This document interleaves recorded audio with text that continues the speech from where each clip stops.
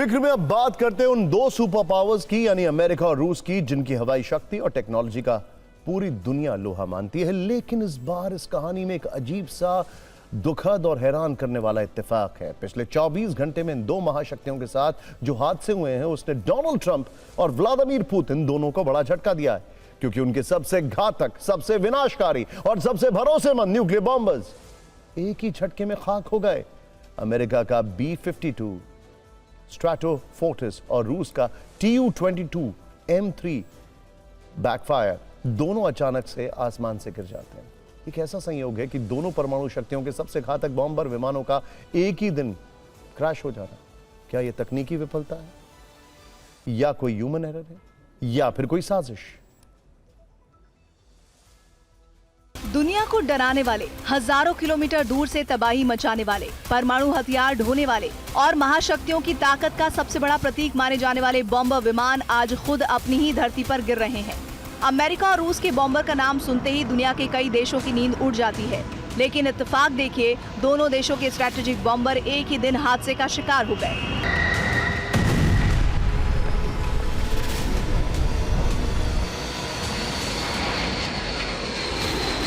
शुरुआत अमेरिकी B-52 bomber से करते हैं। इन तस्वीरों में सामने से उड़ता काला धुआं और फैला हुआ मलबा है। इस मलबे में दफन हैं उन 8 लोगों के शव, जिनमें अमेरिकी एयरफोर्स के जवान और विमान परीक्षण से जुड़े एक्सपर्ट शामिल थे।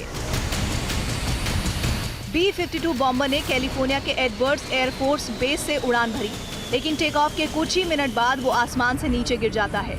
ये वही B-52 है जिसे अमेरिका अपनी रणनीतिक ताकत की रीढ़ कहता है। वो विमान जो परमाणु बम लेकर आधी दुनिया पार कर सकता है, वो अपने एयरबेस से उड़ान भरने के 1 मिनट बाद खत्म हो गया। ये सिर्फ एक दुर्घटना नहीं है, ये अमेरिकी एयर पावर के चेहरे पर एक बड़ा सवालिया निशान है।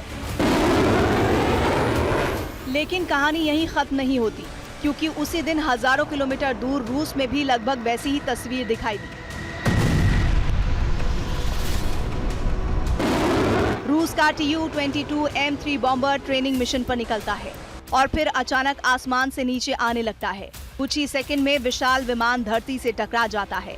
धुएं का गुबार उठता है। हालांकि इस बार क्रू बच जाता है, लेकिन विमान खत्म हो जाता है। यूक्रेन युद्ध के बीच मॉस्को बार बार अपनी रणनीतिक क्षमता दिखाने की कोशिश करता है, लेकिन अगर ट्रेनिंग उड़ान के दौरान ही रणनीतिक बॉम्बर गिरने लगे तो फिर दुनिया देखती है कि महाशक्तियां भी तकनीकी कमजोरियों से जूझ रही हैं। अब समझिए कि आखिर ये दुनिया के इन दो सुपर पावर्स के लिए कितना बड़ा और करारा झटका है। B-52 बॉम्बर का क्रैश होना अमेरिका की परमाणु हमला करने की क्षमता पर मनोवैज्ञानिक चोट है, जबकि रूस ने यूक्रेन युद्ध के बीच अपना सबसे घातक हाइपरसोनिक कैरियर खोया है। B-52 बॉम्बर के क्रैश होने से अमेरिकी मेंटेनेंस और कंट्रोल सिस्टम पर गंभीर सवाल खड़े होते हैं, जबकि रूसी बॉम्बर के क्रैश होने से रूसी इंजन और सोवियत काल की तकनीक पर गंभीर सवाल खड़े होते हैं। सवाल ये भी कि क्या अरबों डॉलर खर्च करने के बावजूद अमेरिका और रूस अपने घातक बॉम्बर भी महफूज नहीं रख पा रहा, और अगर उनके भरोसेमंद बॉम्बर सुरक्षित नहीं है तो फिर बाकी दुनिया को उनकी न्यूक्लियर धमकियों से कितना डरना चाहिए।